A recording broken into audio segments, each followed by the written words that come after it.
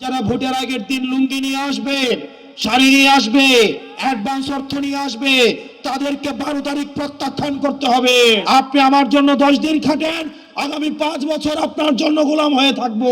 জাতীয় নাগরিক পার্টি এনসিপির যুগ্ম মুখ্য সংগঠক সাদিয়া ফারজানা দিনা তার ভাই এ হাসনাতে এ আসিফে এ নাহিদে এ তারুণ্যে রংপুরের জনতা কেমন আছেন? কাছে স্পষ্ট করে বলতে চাই, আমরা মানুষকে কোনো প্রতারণার আশ্বাস দিতে চাই না, আমরা মানুষকে কোনো লোভ দেখাতে চাই না। আমরা আগামীর বাংলাদেশের প্রত্যেক ভারতের যে রাজনৈতিক দলের বাংলাদেশ শাখা জাতীয় পার্টি নাবুদের পক্ষে অবস্থান নিয়েছে, এই জাতীয় পার্টিকে এই 12 তারিখ তাদের আনুষ্ঠানিক তাদের দাফন সম্পন্ন করতে হবে ভোটের মধ্যে দিয়ে। তারা অলরেডি মৃত। 12 তারিখ হবে তাদের জানাজা। এই 12 তারিখ ভোটের মধ্য দিয়ে তাদের আনুষ্ঠানিক জানাজা হবে কিনা। মাদকের সাথে যারা সম্পৃক্ত, মাদক দিয়ে যার জীবিকা চলে, মাদক দিয়ে যাদের জীবিকা চলে, তাদের কাছ থেকে সমাজ কোনো ভালো কিছু প্রত্যাশা করতে পারে না। বিড়ির ধোঁয়ার সাথে সাথে তাদের ভরসা জনগণের কাছ থেকে হারিয়ে গিয়েছে। প্রিয় কাউনিয়াবাসী, আমরা আক্তার হোসেনকে আপনাদের হাতে তুলে দিতে চাই। তার দায়িত্ব আপনাদেরকে নিতে হবে। এক্সট্রিম মশার কয়েল প্ল্যান্ট ফাইবার দিয়ে তৈরি, তাই সহজে ভাঙে না, সুগন্ধিযুক্ত ও নিরবিচ্ছিন্নভাবে চলে। ডেঙ্গু, চিকুনগুনিয়া বাহি সহ যে কোনো মশার বিরুদ্ধে দেয় এক্সট্রিম সুরক্ষা।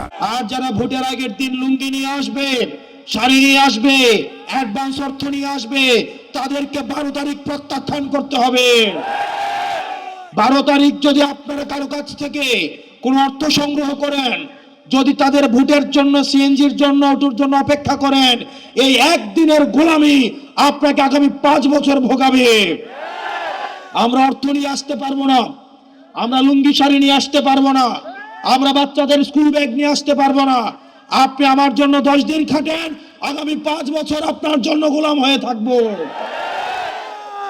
এবার সময় এসেছে পরিবর্তনের। আবার আপনাদের সময় এসেছে পরিবর্তনের, সুবর্ণ সুযোগ এসেছে পরিবর্তনের। এই নির্বাচন শুধুমাত্র আপনাদের ক্ষমতা কাঠামোর পরিবর্তনের নির্বাচন নয়। আমি আপনাদের কয়েকটা প্রশ্ন করব, আপনারা উত্তর দিবেন হয় হ অথবা না। আপনারা কি সমাজে আর দুর্নীতি চান? আপনারা কি চান একজন সব সময় ক্ষমতায় থাকুক?